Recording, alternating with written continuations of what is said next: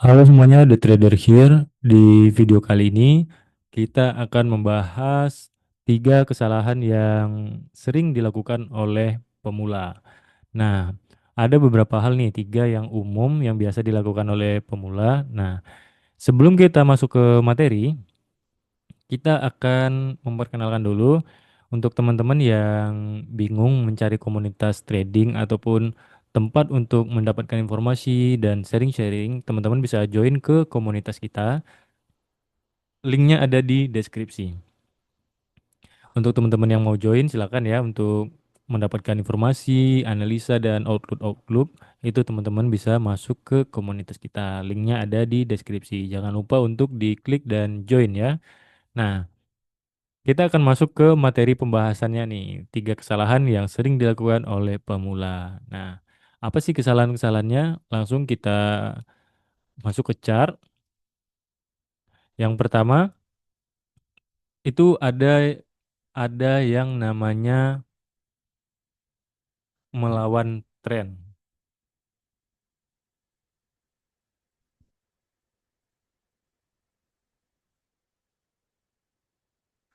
Nah, ini adalah kebiasaan yang paling umum ya yang dilakukan oleh pemula atau teman-teman yang baru masuk ke dunia trading. Nah, kenapa kebanyakan orang melawan tren?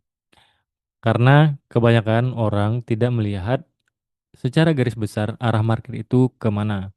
Hanya melihat langsung pada lower time frame seperti M30, M15, M5 bahkan di M1. Nah, kebanyakan pemula itu tidak melihat secara garis besar arah tren itu sedang bergerak kemana. Mereka langsung terpaku pada M30, 15, dan seterusnya. Nah, sebaiknya ketika entry atau mau entry di hari itu, teman-teman coba lihat dulu arah pergerakan tren itu sedang kemana. Teman-teman bisa melihat itu pada daily time frame ataupun pada H4.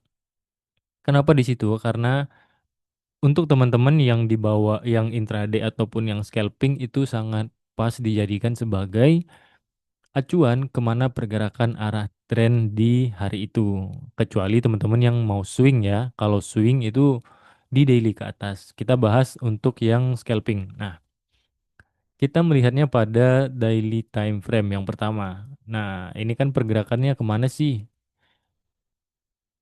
Secara garis besar, ada yang namanya tren itu kan naik turun zigzag ya teman-teman. Contoh kalau tren naik kan dia naik turun dan seterusnya begitu ya kan. Nah, itu untuk tren yang sedang naik turun. Tetapi kenapa orang banyakan tidak mau mengikuti arah tren? Mereka rata-rata terjebak di struktur market ya. Struktur market itu kan kalau tren sedang naik seperti ini, ya kan? Trennya lagi naik seperti ini. Nah, di sini ini kan ada kalau dia naik seperti ini kan tidak strike langsung ke atas gitu kan teman-teman. Dia kan pasti di daerah sini itu dia naik turun juga. Ah, seperti ini juga naik turun, di sini juga dia naik turun. Nah, kebanyakan orang terpaku ketika harga udah sampai sini dan dia break, wah ini langsung balik arah nih, ini sepertinya trennya jadi bearish nih. Tanpa mereka sadari, mereka tidak melihat di higher time frame-nya dulu untuk arah pergerakan besarnya itu kemana. Jadi kebanyakan orang akan terjebak di daerah sini, di koreksinya sebelum harga melanjutkan kenaikan. Nah, di situ kebanyakan orang terjebaknya, teman-teman. Jadi, untuk menghindari itu, teman-teman yang pertama harus melihat dari higher time frame-nya dulu. Entah itu dari daily yang pengen teman-teman pakai ataupun dari H4 ya. Itu untuk melihat kemanakah pergerakan harga secara garis besar sebelum teman-teman entry di hari itu. Nah, ketika udah dapat baru deh teman-teman maunya kemana ya kan. Contoh kalau sekarang ini kan bullish. Nah, sebaiknya teman-teman prioritaskan mencari posisi ataupun konfirmasi untuk nge-buy karena tren sedang bullish. Begitu. Itu untuk kesalahan pertama. Nah, untuk kesalahan kedua apa sih yang biasanya sering dilakukan? Yang kedua itu ada yang namanya resiko.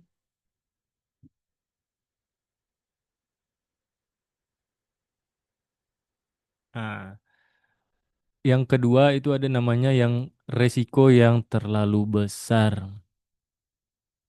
Nah, di resiko yang terlalu besar ini kenapa sih mereka tidak memperhitungkan? Sebenarnya bukan tidak memperhitungkan menurut saya teman-teman, karena ada beberapa distraksi yang mereka dapat. Contohnya dari sosial media yang pertama, dari orang sekitar.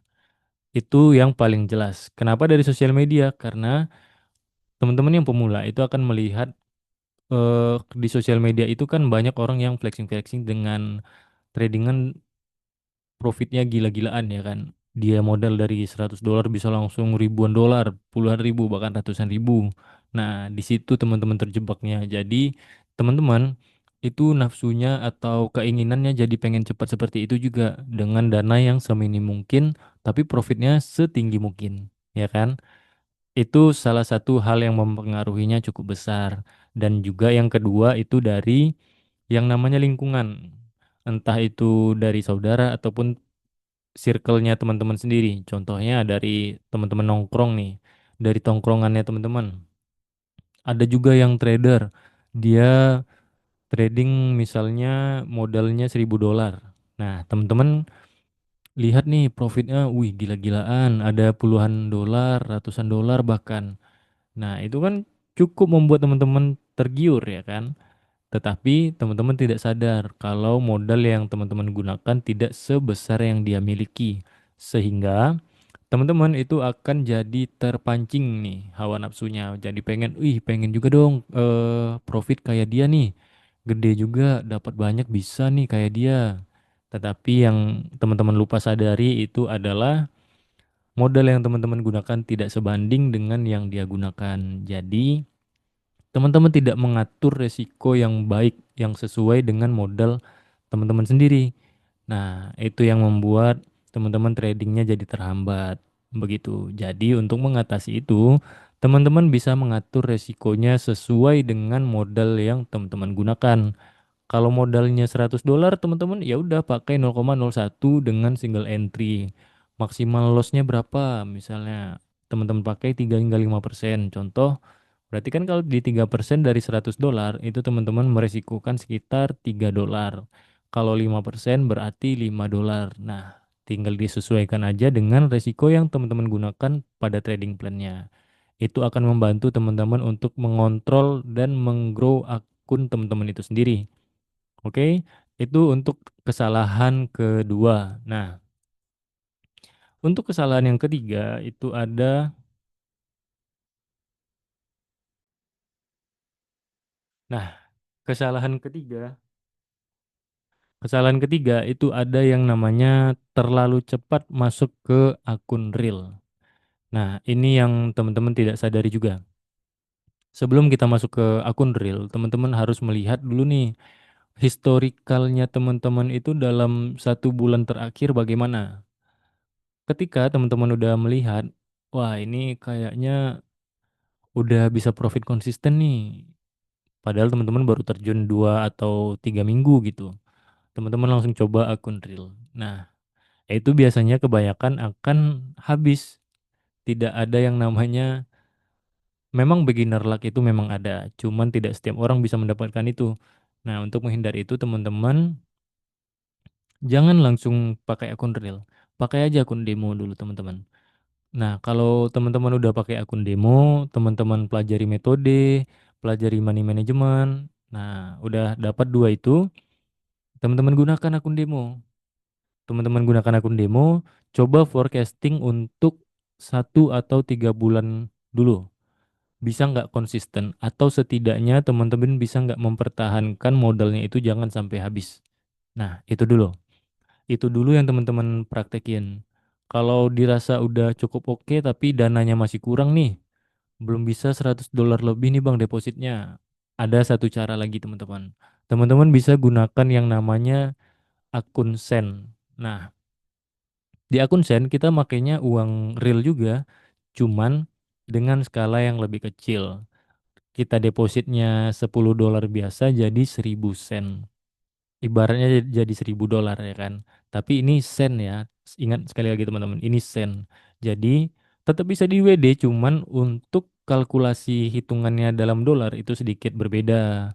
Nah, itu dia. Cuman kita kan mencari yang namanya ini, mencari yang namanya feel-nya tadi ya kan. Kalau kita pakai akun demo itu kan sedikit tidak menyenangkan. Nah, tetapi kalau teman-teman pakai akun Sen, itu kita tetap pakai ini, pakai uang asli. Jadi mentalnya sendiri terbentuk dan kita tidak menggunakan risiko yang terlalu besar. Kita hanya pakai $10 itu kan udah jadi 1.000 sen. Nah, itu salah satu cara untuk teman-teman bisa membentuk mentalnya juga sembari mengumpulkan uang untuk terjun di USD sebenarnya, tidak memakai yang akun Sen begitu teman-teman. Itu beberapa cara yang bisa teman-teman gunakan. Nah, mungkin itu aja tiga kesalahan yang biasa teman-teman gunakan, yang teman-teman lakukan. Untuk cara mengatasinya, teman-teman bisa terapkan apa yang saya bilang tadi, dan teman-teman bisa profit konsisten jika benar-benar menjalankannya. Jadi semangat untuk teman-teman yang baru terjun dan jangan cepat menyerah. Semuanya pasti bisa dapatin profit yang sesuai dengan teman-teman mau. Jadi jangan menyerah, tetap belajar dan semangat. Untuk video kali ini cukup sampai di sini saja. Kita akan sambung di next video dengan pembahasan yang lebih menarik. Sampai jumpa.